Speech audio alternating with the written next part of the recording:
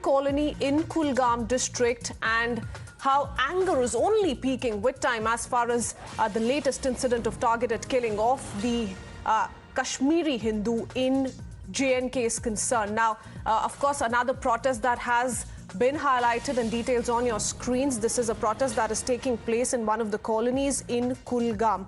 Now, this particular couple was in the valley the past 6 to 7 years with a young child of theirs, and they were government employees who were teaching in government schools. Let me go across to Ishan, who's joining us live as we keep up with more on the protests that have now broken out in Kulgam. Ishan, what can you tell us? There is a lot of anger, massive uproar that can be witnessed, not just over the targeted killing, but the kind of response that is coming in. Why are the gates of their colonies being shut down? What's happening? Well, yes, government sees it from a prism of security. They are saying that this is to ensure that, these lives are saved, and if there is any possibility of any threat to these Kashmiri Pandits, that should not happen. While at the same time, if you look at the circumstances right now, Kashmiri Pandits have been hitting streets since Rahul Bhatt's killing, and ever since then there have been protests, not just in Srinagar.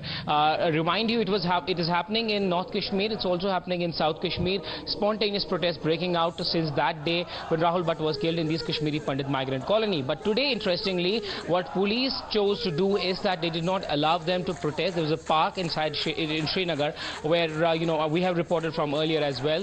Protests were going on peacefully. They would gather there, raise slogans, and say that their demands need to be fulfilled. But since morning today, the locality where they generally live, it's called Indranagar locality, that has been sealed by the police, and particularly Kashmiri Pandits are not being allowed to go out.